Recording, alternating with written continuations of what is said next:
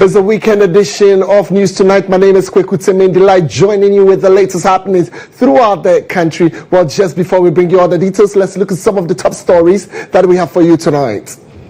Coming up in the next 60 minutes, Bank of Ghana lays off probation workers in a sharp move as contract comes to an end. Also coming up tonight, raise to MPP flagbearership takes different turn as Ken Agyapong chides MPP's new internal election reforms. You don't solve those problems. You can bring Jesus Christ as your presidential candidate. Even from today, we're still not going to make it. On the fight on Galamsey, police arrest 16 suspects during an anti-illegal mining operation at Essuminya and Apraprama forest reserves in the Ashanti region. What gets to some war issues, and here Israel launches further strikes in Iran as Turkey meets Iranian foreign minister.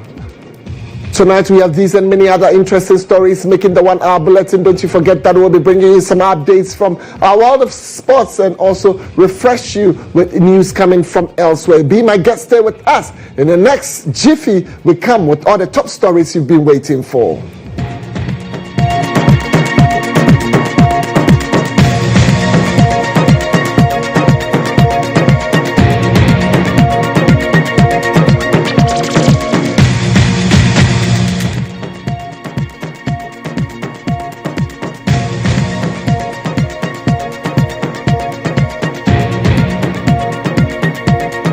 Well, let's take the details of the stories as former Asin Central Member of Parliament Ken Agyapong has raised concerns over recent internal reforms introduced by the New Patriotic Party. I'm talking about the MPP, urging the party to ensure fairness and transparency in its decision-making process. Well, speaking during a conference of constituency chairmen in the Ashanti region, Ken Agyapong, who was a flag bearer hopeful in the party's 2024 presidential primaries, expressed dissatisfaction with the MPP's latest decision to elect its flag bearer before other internal elections. Well, according to him, these decisions will lead to growing internal frustrations as they intend to favor one candidate. There is nothing wrong with the system that we have, from bottom, polling station, electoral area, constituency, regional, national, and presidential. Why you find something wrong with it is that you like it, you take it. If you don't like it, so be it. It's because we created monsters in the party. There's nothing wrong with the system that we have, because we created monsters in the party and allowed them to take decisions anyhow. That affected us. We need to solve that problem. Have you changed your monster? You bring it from the top again, you are going to create another monster.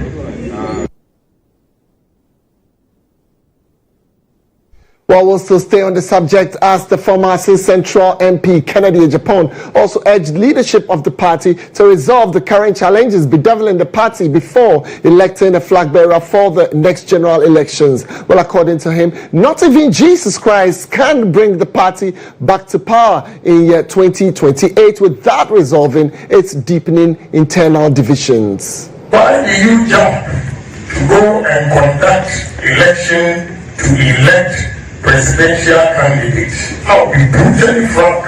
If you don't solve those problems, you can bring Jesus Christ as your presidential candidate. Even from today, we're still not going to make it. I'll tell you the truth. Because all of us here that are going to campaign, what message are we going to give? We don't know the causes of our defeat. So I'm of the opinion that we solve all these internal problems before we rush to go and select a presidential candidate. All right, so away from MPP politics, let's do other stories as there's growing public interest and speculation surrounding the Bank of Ghana as reports emerge that it has concluded a staff review exercise following the probation period of some employees. Well, unconfirmed reports indicate that the Bank of Ghana has completed a probationary staff review exercise resulting in the termination of some appointments. Well, letters believed to be official termination notices have been circulating on social media. While the bank is yet to release an official statement, sources close to the central bank have dismissed widespread claims that all staff employed in year 2024 have been affected. According to those familiar with the matter, the review was limited to employees who were recently taken on and still undergoing probation. Well, they described the process as a routine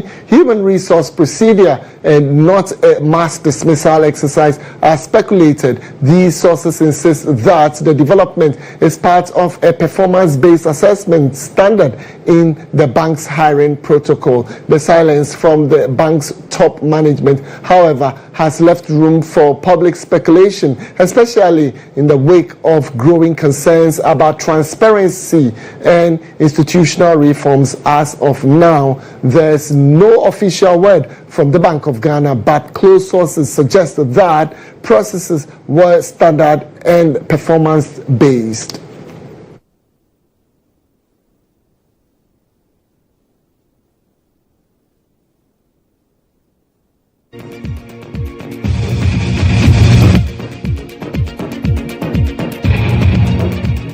In other stories tonight, in Ghana, persons living with disabilities face numerous challenges in pursuing education, including accessible school infrastructure, inadequate resources, negative attitudes, and lack of qualified teachers. Well, these barriers often lead to limited access, exclusion, and poorer education outcomes for students with disabilities. While Ghana has laws promoting inclusive education, enforcement and resource allocation remain a challenge. A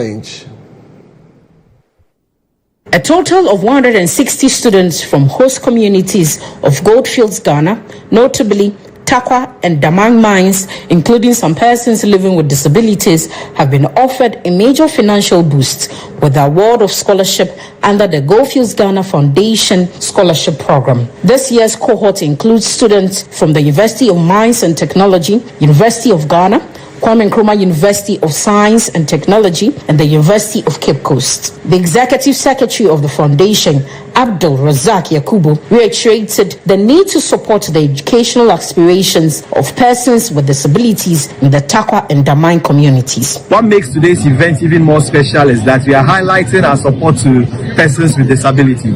For the past 8 years, we've been sponsoring 4 pupils from our host communities to go and learn at the Kopon School for the Blind, as well as 2 others who are studying at secondary school for the deaf.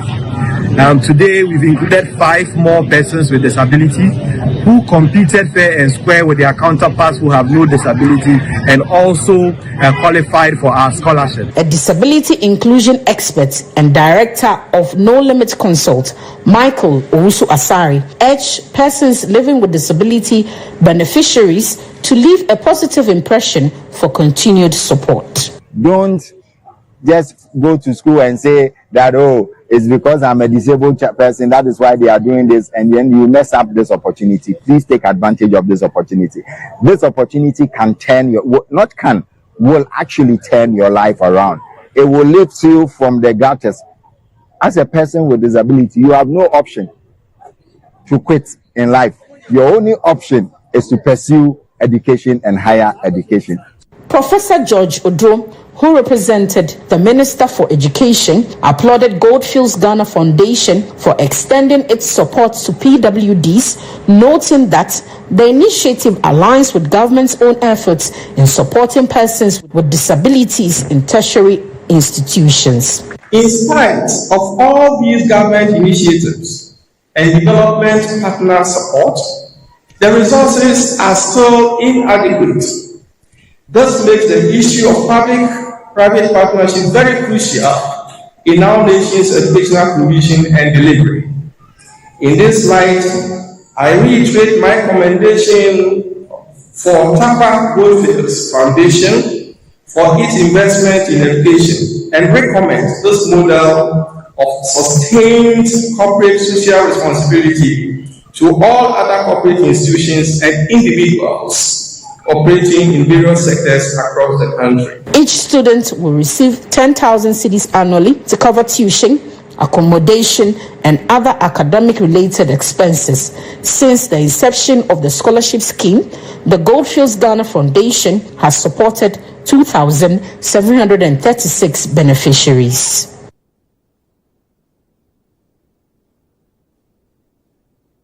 Away from Takwa, let's move to Sunyani, where the Sunyani West Municipal Assembly in the Bono region is stepping up efforts to address pressing infrastructural and social development challenges in the municipalities. Well, from bad roads and dilapidated schools in the to youth drug abuse and health infrastructure, the Assembly, under the leadership of Kwesi Asante Boateng Esquire, is setting a clear agenda to improve the lives of residents.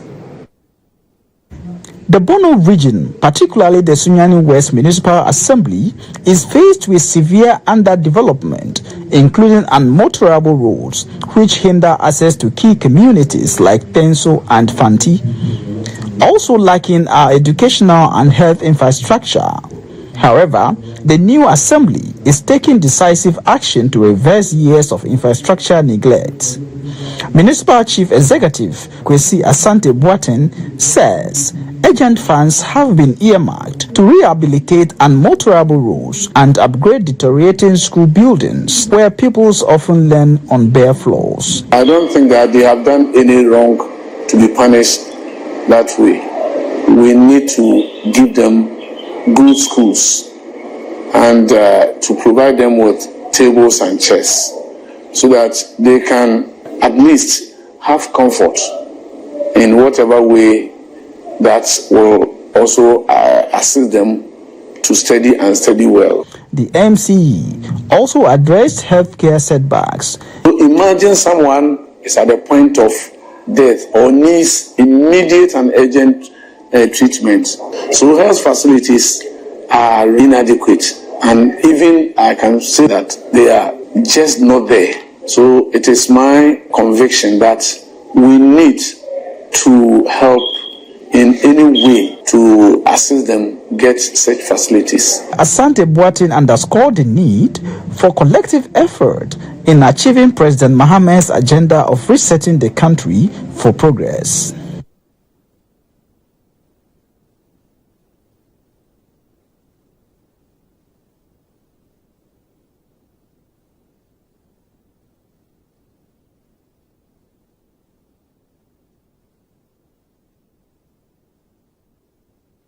Well, let's still stay in the regions as in a bold effort to resolve Brekum's civic pride and improve sanitation. The municipal chief executive Hajia Abubakar led a massive cleanup exercise rallying support from residents and the assembly officials. Well, the initiative aimed at reviving the city's lost identity as the Golden City also spotlighted urgent infrastructural challenges, including a collapsed bridge that threatens to cripple economic activity in the area. The exercise, spearheaded by the Brekum Municipal Chief Executive Hajia Abubakar in partnership with the Municipal Assembly to tackle mountain sanitation issues and revive the city's cherished title, the Golden City.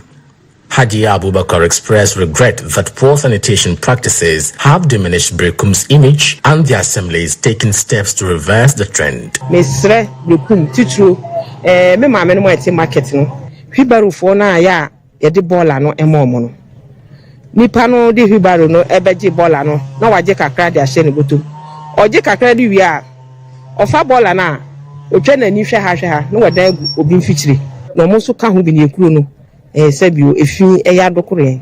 Community members who took part in the cleanup praised the leadership of the Assembly and called for continued communal participation to sustain the gains.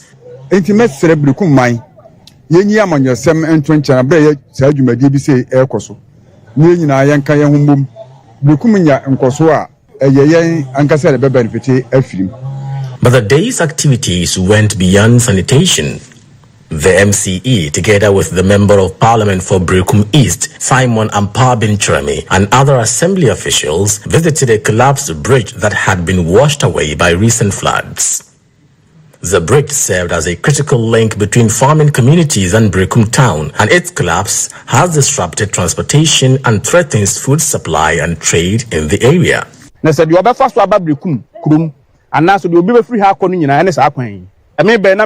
Roads and Highways Minister, Yera Kwame Aguja Kasa, Brametika Mube, Minya video, Masandi Amano, Mene Yama Vek, no see urban roads engineer, Yadena Kasa. Already know there are a lot of people as Yade proposals are come out more. And you would give you 2 for Yankupums enche. As Brekum pushes for a cleaner environment and improved infrastructure, leaders say collective action and government support will be key to reclaiming the city's golden legacy. All right, let's talk security at this moment. Here, the Ghana Police Service is intensifying its offensive against illegal mining with bold boots on the ground operations. Well, in a daring raid at Denchra Ayamfuri in the central north region, the police arrested 8 suspects, including 3 Burkinabe nationals, for engaging in illegal mining and handling dangerous chemicals. Well, the operation is part of the IGP's renewed national push to end galamsey and claim Ghana's natural resources. The crackdown came swiftly. Acting on credible intelligence, a 25-member regional anti-galamsey task force led by the Central North Regional Police Commander, DCOP Abraham Akwe, stormed an illegal mining site at Denchra Ayamfuri in the Upper Denchra West District. The team arrested 8 suspects on the spot, 5 Ghanaians and 3 Burkinabe nationals, for engaging in illegal mining and drug peddling with dangerous substances, including cyanide. Among the Ghanaian suspects were Isaac Odum, Lazarus Sango, believed to be the site owners. Others, including Stephen Nkrumah, Kofi Emmanuel, and John Nkrumah. Their foreign counterparts are Suleiman Anaba, Benjamin Adibanga, and Idris Rogo, all from Burkina Faso. The police command is calling on the public to volunteer timely and credible information to support this national mission. Police administration led by the IGP, Mr. Christian Teteriono, deployed additional hands. 3 days ago, we received about 60 of personnel from the region who have come to augment our strength, and we are waging the war together. With galamsey threatening Ghana's ecology, livelihoods, and future, the message from law enforcement is clear. The war on illegal mining is still alive, and the police are on the front lines.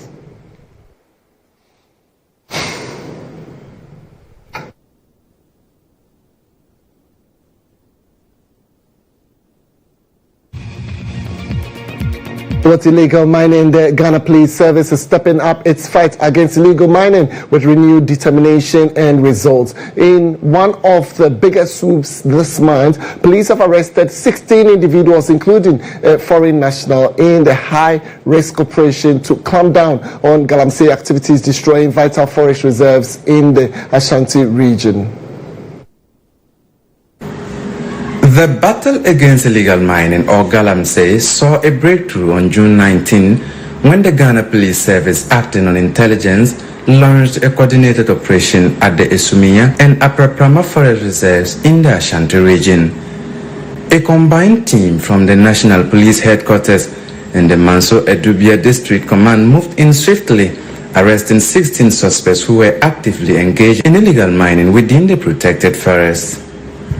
Among those apprehended were Kwesi Frimpong, Samuel Otre, Jackson Nanabuafo, and Cheke Chen, a foreign national, all believed to be part of the larger illegal mining network operating in the area. The operation also led to the retrieval of 2 pump-action guns, 8 live BB cartridges, pumping machines, and 4 excavators used in the mining activities. Police say efforts are ongoing to haul the heavy-duty excavators from the forest as part of their evidence collection. All the suspects are currently in police custody, assisting with investigations, and are expected to be arraigned before the court in the coming days. The Ghana Police Service has reaffirmed its unwavering commitment to the fight against illegal mining, vowing to protect the country's environment, water bodies, and future from devastation effects of galamsey. This latest arrest sends a strong message to the illegal miners and their financiers. The police are not backing down. The war on galamsey is far from over.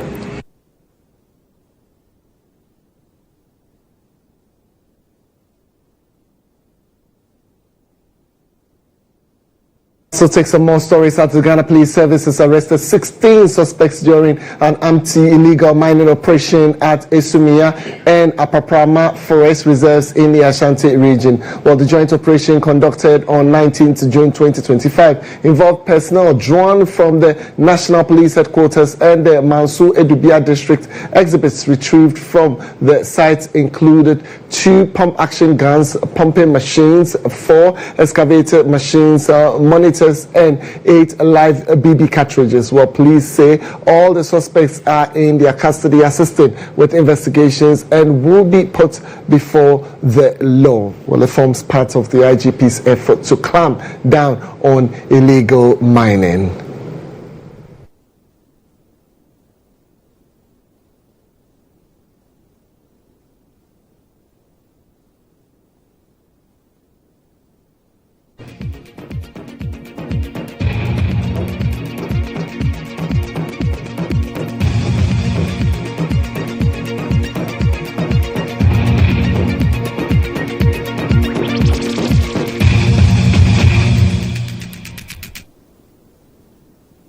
We'll still bring it more as it is said that what I saw is beauty. What I saw is life. Those powerful words from Ghana's Deputy Minister for Lands and Natural Resources and Member of Parliament for Bole Bamboy set the tone for an emotionally stirring call to action at the Tree for Life Restoration Initiative event in Accra. Well, as Ghana deepens its commitment to environmental renewal, the Deputy Minister led diplomats in a symbolic gesture of unity with trees planted not just for today, but for generations to come.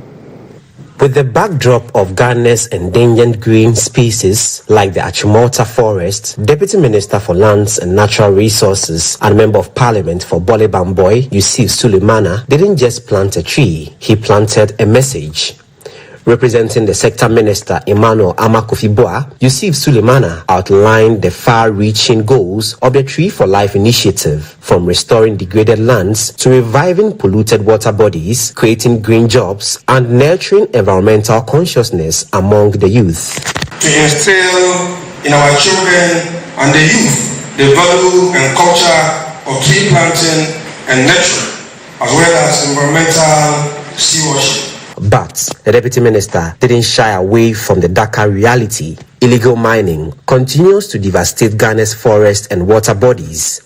He laid out the government's 5-pronged approach, reforming licensing, law enforcement, reclaiming mined lands, promoting alternative livelihoods, and stakeholder education. We also intend to promote sustainable livelihoods by creating green jobs in agroforestry, ecotourism, fish farming, and apiculture. The board chairman of the Forestry Commission described the initiative as a defining national mission to restore Ghana's natural heritage. Each tree we plant today is a promise to restore what has been lost, to protect what remains, and to nurture and leave future generations with a richer, better, and more valuable forest and wildlife endowments than we inherited. The Tree for Life Restoration Initiative is not just a government program, it's a national movement powered by people, partnerships, and the promise of a greener tomorrow. Just as simple as that, plant a tree, let your children plant a tree, let your parents plant a tree. Plant a tree today, plant a tree tomorrow. Anywhere there is space, plant a tree. And I would like to take this opportunity to invite all corporate bodies, especially the financial institutions, our banks, commercial banks, to join in the greening initiative. I believe it's a worthy cause and it's something that we should use our muscle to support. As the Deputy Minister passionately puts it, everything we plant today is a seed of life, hope, and legacy.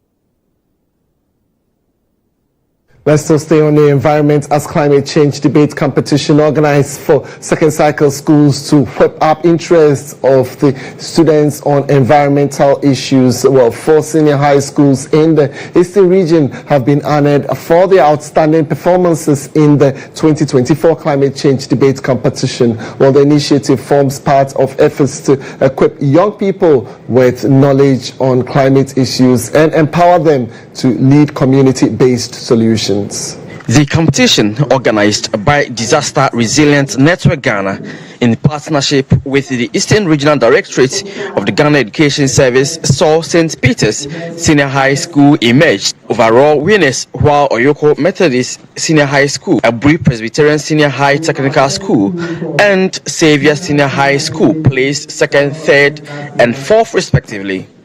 The schools received certificates and cash prizes ranging from 8,000 to 2,000 Ghana cedis. Eastern Regional Director of Education, Dr. Mrs. Ivy Asantua, also commended the students for their dedication to climate advocacy. It's a program that is broadening the horizon of students because they are debating on how to keep our environment, how to manage the waste, and it's all in relation to climate change. We know the ecosystem, how it's going. So this program is helping the students to also keep watch of their environment, what they do that the environment will get destroyed, and what they will do to protect their environment. The program's engagement officer for Disaster Resilience Network Ghana, Kofi Obobi, highlighted the importance of youth-led climate action and the urgent need for solutions as climate-related disasters escalate. We are embarking on a post-debate climate action project. So that's our next phase, where we let the students move from only the awareness back into action, because we need the ideas implemented. We are very thankful to our stakeholders and our partners for making this a success. For Master Samuel in Shuraba, a student from St. Peter's Senior High School, and other participants, the debate was an eye-opener on climate change-related issues and urgent need for action. Climate change debate has actually prepared us very much and given us new insight into what goes on in our environment. Elite Fiona, he once said, the climate change is a reality. It is not just anyone's imagination. We need to act, and we need to act now. So John Lewis also supporting it by saying that if not us, then who? If not now, then when? It has opened up our mind about the environment, knowing other things that go around the world, and we are hoping to become winners as because we've learned a lot and put into practice of what we've learned. Thank you so much. This competition help us know what's going on in the real world, what we have to do, combatment of plastic waste, management of climate change, the causes, effect. We've learned a lot. We realize that it begins with us. So we are here and we will stand as store ambassadors for climate mitigation and plastic waste. GHOne TV and Star FM. Bujansa, Kofredia. So Ghana is joining 147 countries to vaccinate about 2.5 million young girls between the ages of 9 to 14 against cervical cancer. Well, the nationwide exercise to be rolled out in September by government at no cost seeks to reduce the increasing rate of cervical cancer in the country with a single-dose vaccine. Well, ahead of the rollout, the Ministry of Health and the Ghana Health Service has been engaging stakeholders, including the Ghana Education Service. Cervical cancer is the second most common cancer in Ghana and the second leading cause of cancer-related deaths among women. Nearly 2,800 new cases and 1,700 deaths were recorded in 2020 alone. Alarmingly, 99% of the population is at risk of developing the disease, with about 70% of cases diagnosed at advanced stages, reducing chances of survival. While stage 1 cervical cancer has a 5-year survival rate of up to 95%, late detection severely limits treatment success. In response, Ghana is introducing a single dose of HPV vaccine into its routine immunization schedule from September 2025. The initiative aims to protect about 2.5 million girls aged 9 to 14, helping to prevent cervical cancer before it develops. Every Ghanaian at all corners, everywhere in Ghana, to support us so that together we can put cervical cancer as something of the past. We can join the highly developed countries that have very low rate of incidence, right? Of cervical cancer. The exercise aligns with the World Health Organization's global strategy to eliminate cervical cancer, which aims to fully vaccinate 90% of girls against HPV by age 15, screen 70% of women with a high-performance test by age 35 and 45, and ensure 90% of women diagnosed with cervical cancer receive appropriate treatment. Our teachers, school health coordinators, and administrators will need to be well informed and well equipped to support this rollout, to answer questions and to also advise. To this end, we pledge our full collaboration in facilitating the school-based vaccination efforts in a safe and child-friendly manner, engaging parents, associations, school boards, and communities to build understanding and support.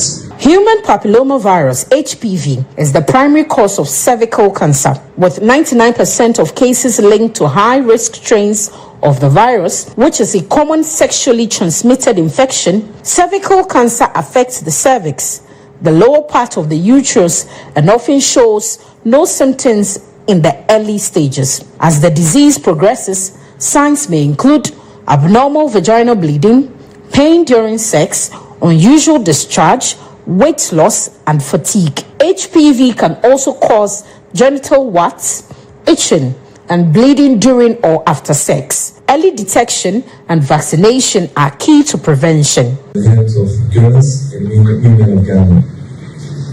However, to make this fully successful and sustainable, we have two major barriers. The first one is financing, because in the medium term and long term, as you know, Ghana is transitioning out of government support, and this also applies to HPV vaccine.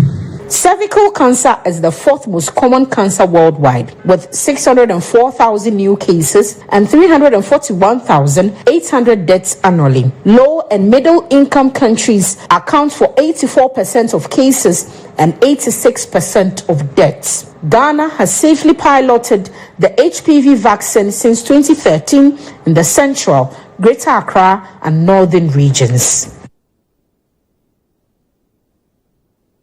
Well, the youth of Domi Zongo in the East municipality have staged a campaign against drug abuse in a program to sensitize the public. Well, the youth had a community health walk to raise awareness about the alarming rise in substance misuse amongst the youth people in the area. My colleague GHOne has more. Under the theme, Unite Against Drug Abuse, the role of Domi Zongo youth, the health walk drew scores of residents, opinion leaders, healthcare professionals, government officials, all united in their determination to tackle the drug menace head-on.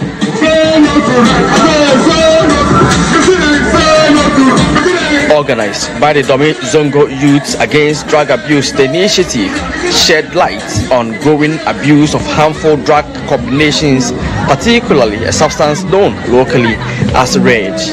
Abdul Majid Idris is lead organizer. Drug use is not safe. It's not so therefore we should avoid indulging in drug abuse. Mr. Osman Kasum, a pharmacist, said the situation is alarming. About 80% of youth in this community are involved in some form of drug abuse. Tramadol and other substances are being abused in dangerous amounts, sometimes as much as 300 milligrams at a time. In the morning, you see them taking energy drinks. Energy drink has become like porridge.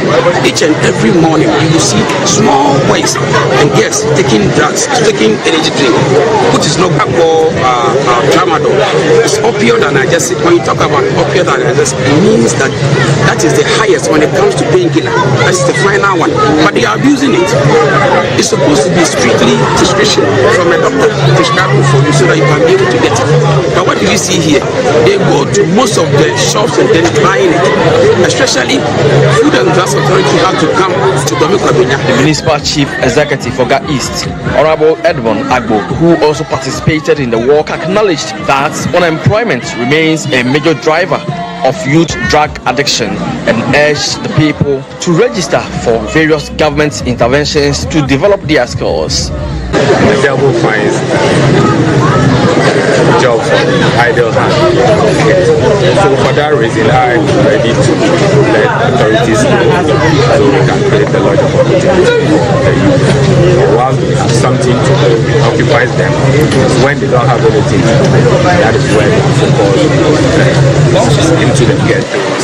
The event concluded with a renewed commitment from the community to sustained advocacy, partner with health authorities and push for stricter enforcement against the sale of unauthorized drugs. For GHOne TV, Kweku Domi.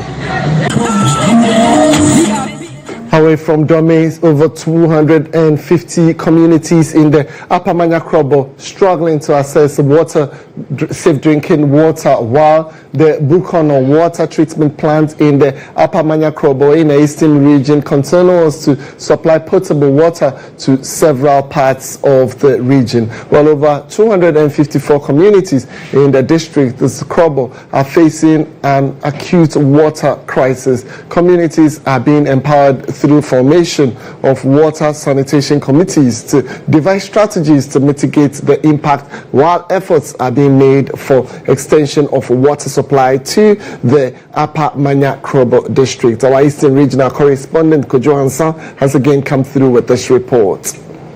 Of access to safe drinking water has become a daily struggle for thousands of residents in the Upper Manyakrobo districts in Eastern region, leading to serious health concerns, particularly skin-related neglected tropical diseases or NTDs. The district chief executive for Upper Manyakrobo, Pesilawe, is worried about the developments. So water situation in Upper Manya is very serious. Even having the river water where the Bukuno tap the water, that is the source, to Kofridwa. The water is lying, but the process of tapping it to serve Upper Manya people has become a problem. So that is one of my actions that I want to take through my MP and the Minister for Water Resources, that the Bukuno water should be returned to the people of Upper Manya. Some assembly members in the district have described the situation as alarming, citing the breakdown of boreholes and absence of proper maintenance plans as key contributors to the crisis. In my area, we have 16 communities. Some people can walk as much as or as long as 30 minutes, 1 hour, 45 minutes before they get to the water destination. Our river bodies have been damaged. We don't have good water condition in our community. When looking at our boreholes, most of them have spots. We have iron in them, and we don't know the strategy to at least put them together. Water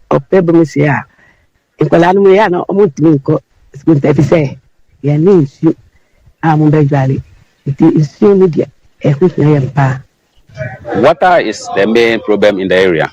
I have about 9 boreholes in my area, then only 4 is functioning now. In a move to address these crises, ARC Development Organization, with support from Australian aid, has partnered with the Upper Manyakrobo District Assembly to revive and empower 50 water and sanitation or WASAN committees in 10 selected communities as part of implementation of wash sustainability project. We are dealing with 10 communities, and we are going to drill borehole in some of the selected communities. The rest of the communities, we have the borehole, but how to maintain is the major problem. So we are establishing community foundation in those communities. Currently, we are able to establish around 4. They have started their fundraising, and we get some amount. They have open accounts. So this is what we want to do, and we are tasked them that by the end of the year, each community have to get at least 10,000, so that some also can come in to support. The initiative will focus on repairing dysfunctional boreholes, protecting local river bodies, and promoting safe water and hygiene practices. So we are collaborating with the Forestry Commission to bring us the trees so that we can do the planting along all the water bodies within that communities, and where they have the borehole, we also plan to do the tree planter to preserve the water that they have. The intervention is expected to ease water burden on residents and help combat waterborne diseases linked to the use of unsafe water sources. For GHOne TV and Star FM, Kweku, Apamenya Krobo, Eastern Region. And my name is Kweku. We're live here from Platinum Place. If you're just joining us, this is News Tonight. We're taking a break shortly. When we come back, we'll bring you more details, to stay with us.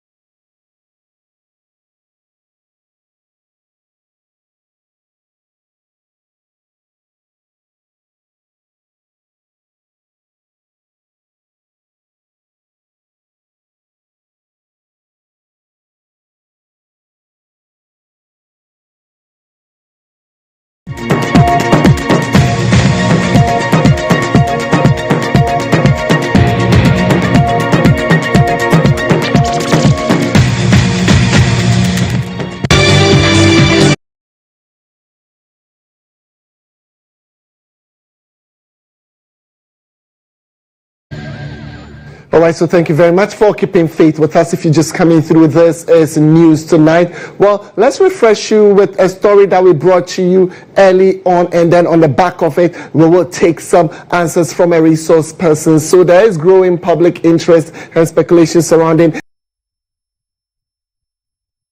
It has concluded a staff review exercise following the probation period of some employees. Well, unconfirmed reports indicate that the Bank of Ghana has completed a probationary staff review exercise, resulting in the termination of some appointments. Were later believed to be official termination. Notices have been circulating on social media. Now, on the back of this, we want to engage labor consultant Austin Game, who's the founder and CEO of Game and Game Associates. Austin Game, thank you very much for your time tonight. So, yes, you were employed just last year or something with the central bank. Review takes off, and it is said that you are laid off. And we're seeing letters like that, even though the bank remains tight-lipped on it. But how does such information come to you? And as a labor consultant, what should we be looking out for?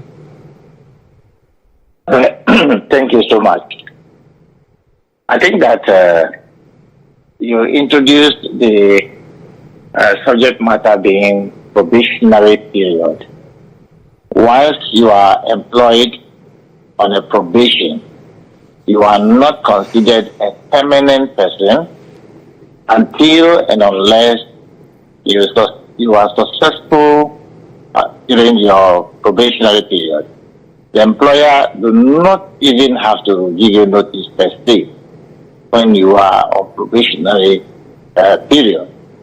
You can be terminated when they agreed that your services may not be needed. So that is about probationary period. So therefore, if they are truly on probation and they have completed their probationary period, the employer reserves the right to review, and if they are found wanting, they can be terminated.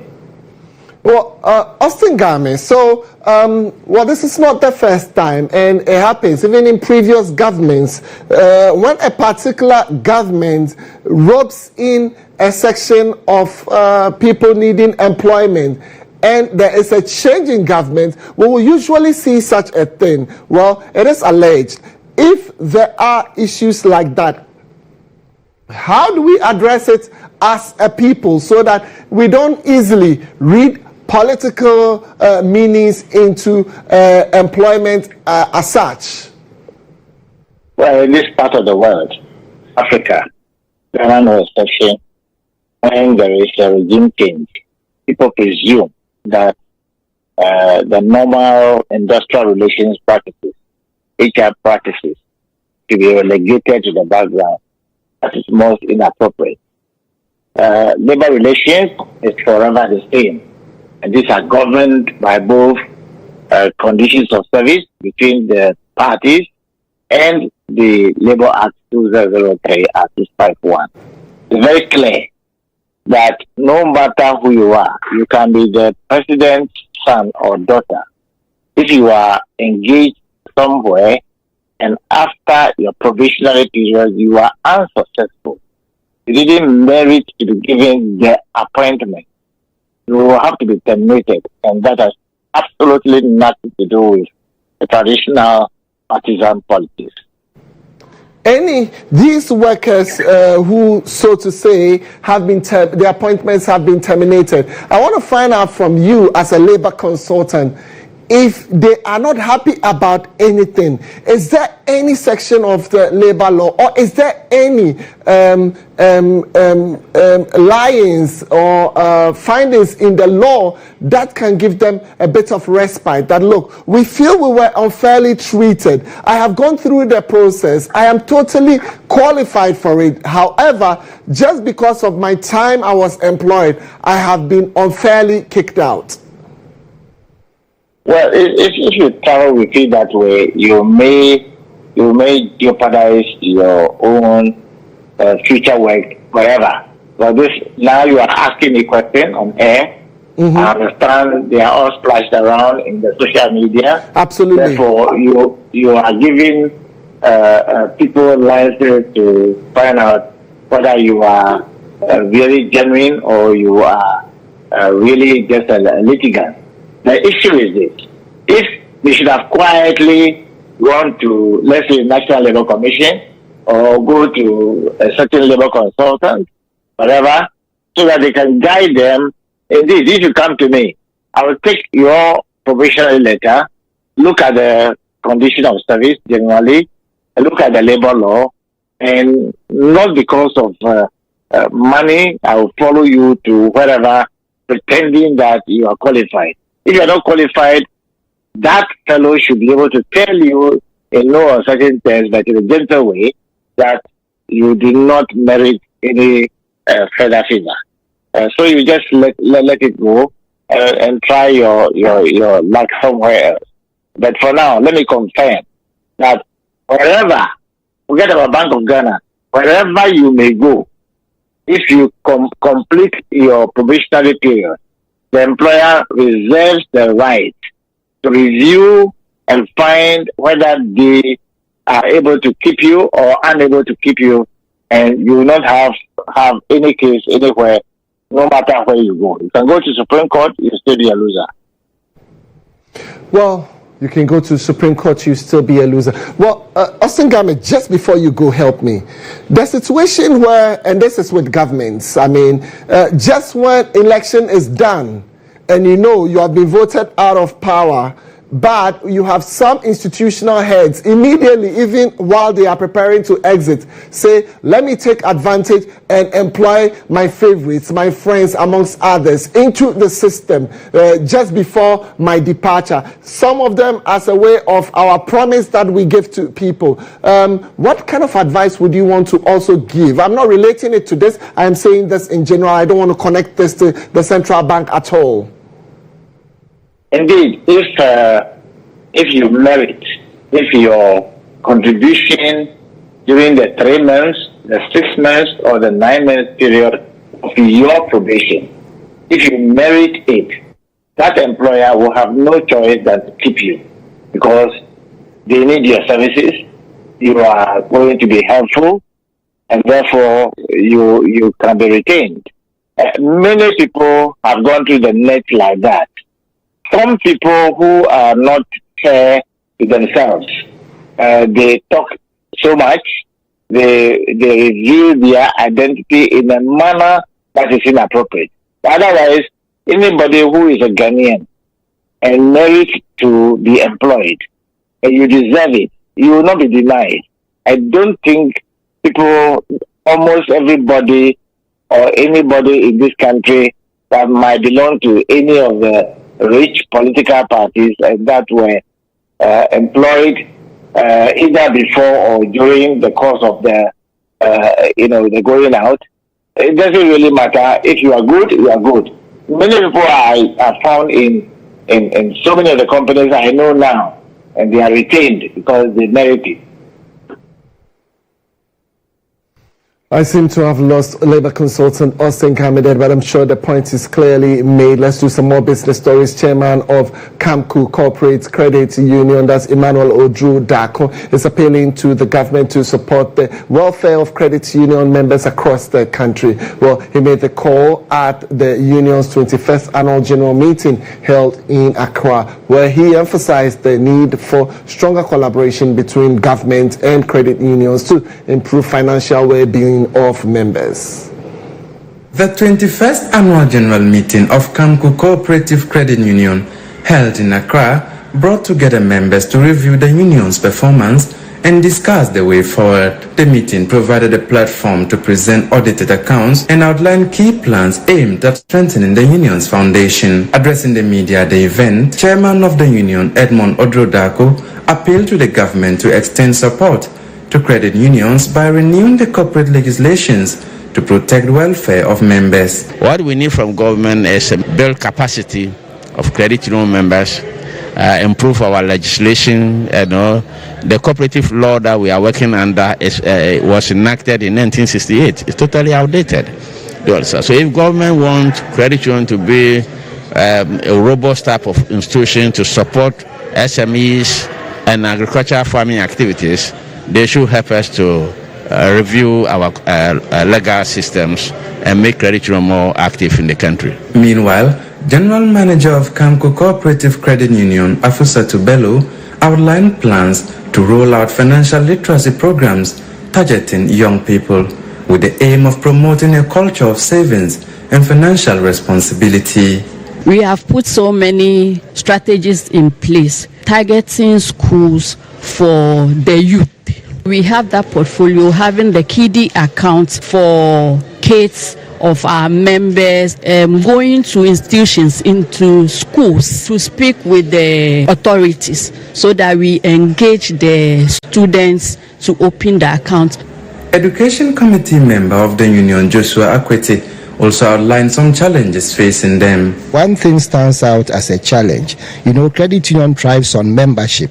And so the more you have the members, the more your credit union grows. So that is one area we haven't grown so well. The other challenge is people borrow and they are not paying. In fact, some have even joined multiple credit unions. So if we have a system that can link all the credit union movement so that if one person borrows from credit union A, he will not run away to go and borrow from B and so on. Established in 1972, Kweku Cooperative Credit Union has evolved into a key player in Ghana's cooperative finance sector, offering tailored financial services to its growing membership. The union remains committed to deepening financial inclusion through innovation, accountability, and member-focused development. All right, so that's about it for business for tonight. When we come back, we have some updates from our world of sports.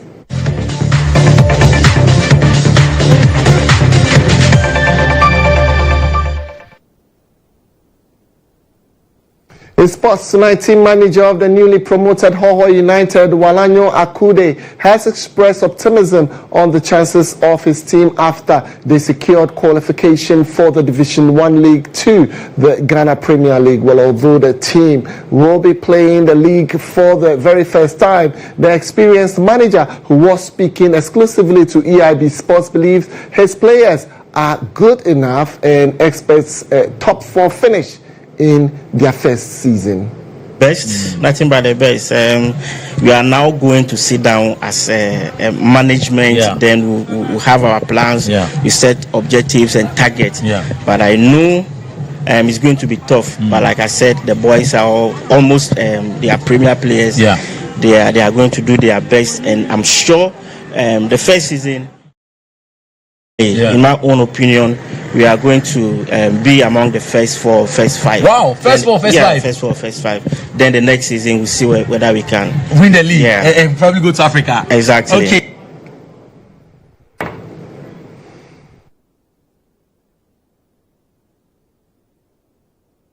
I'm set to bring you the latest from our world of international stories.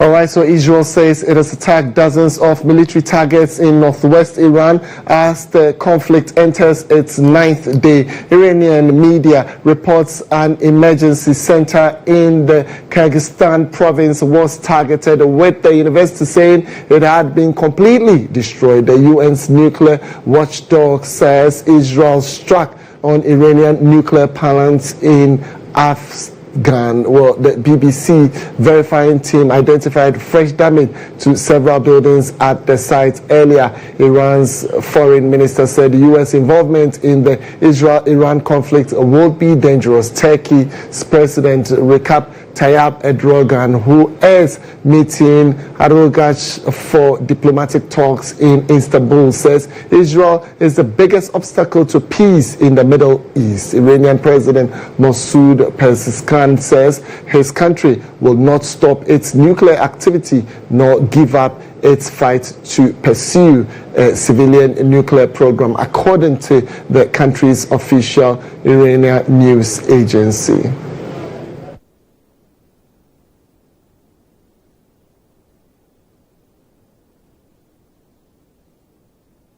All right, so we're grateful for your time. Indeed, it was been wonderful staying with you throughout the 1 hour period. On behalf of the entire production team tonight, I would want to say a big thank you for staying with us. Keep your channel right here as we bring you more on information, education, and entertainment. Enjoy the rest of your evening. My name is Kweku. Good night.